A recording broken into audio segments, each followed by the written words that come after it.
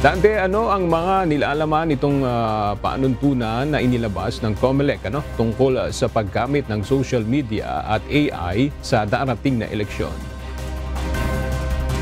Magandang tanghali aga, kabilang nga dito sa salient points o mga highlight nitong inilabas na COMELEC Resolution number 11064. O ito yung paggamit ng social media, internet at gayon din ng artificial intelligence o AI para sa 2025 national and local elections, partikular na sa pagsasagawa ng digital campaigning. Una-una dito aga, batay sa rules ng COMELEC, kailangan na rehistrado sa komisyon yung mga lahat ng social media account, vlog, yung pages, website, magiging mga podcast ay dapat nakarehistro yan sa COMELEC sa pamamagitan ng kanilang law department.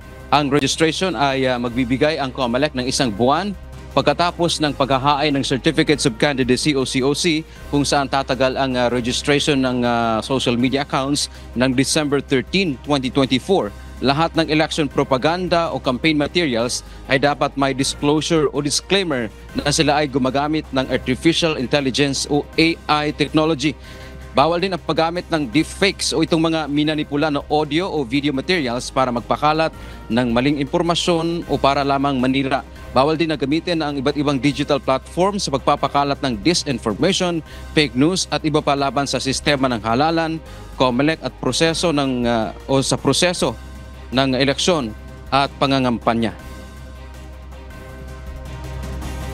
Kung paano yung ginawa nating regular na kampanya before sa TV, radyo, dyaryo, mga campaign material, sumusunod sa sizes, 2x3, bakit naman hindi tayo susunod kung social media ang pag-uusapan? Hindi naman talaga pwedeng unregulated.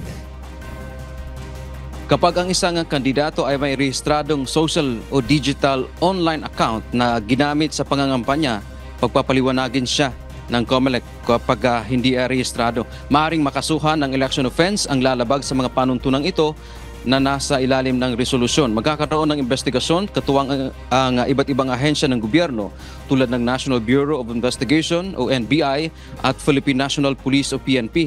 May kulong ito aga at iba pang parusa at pagkakadiskwalipika sa pagtakbo o paghawak sa anumang posisyon sa gobyerno. Ayon kay Chairman George Erwin Garcia, kailangan nilang i-regulate ang paggamit ng social media, artificial intelligence at internet. Anya, inaasahan na nila dahil sa pag-unlad nga ng ating teknolohiya, gagamitin ng mga kandidato, partido politikal ang mga ito sa 2025 national and local elections, gayon din sa unang Bangsamoro parliamentary elections. Bakit importante itong ating nilabas na guidelines? Number one, to prevent misinformation, disinformation, yung mga fake news na tinatawag, yung mga maling paratang minsan na lumalabas na lamang na ganun. At saka siyempre, yung mga deepfakes na alam natin ngayon na nakakalungkot, yan naman lumalaganap sa kasalukuyan at kinakailangan maparusahan. Aga ang kabilang sa binigyang diin ng COMELEC, hindi naman bawal per se ang paggamit ng artificial intelligence dahil nagagamit naman yan kahit nga sa pagninegosyo. At ang sinasabi lang dito ng COMELEC, kailangan lang nilang i-regulate para hindi naman maabuso. Isa pa sa tiniyak ng COMELEC ay hindi nila binabiolate o nilalabag ang karapatan, lalo na ng press freedom at karapatan ng iba't ibang mga individual sa pamamahayag kaugnay nitong kanilang pag-regulate o dito sa kanilang panuntunan upang ma-regulate ang paggamit ng social media at artificial intelligence. Yan mo nating update mula dito sa Senado. Balik sa iyo aga. Okay, maraming salamat, Dante Amento.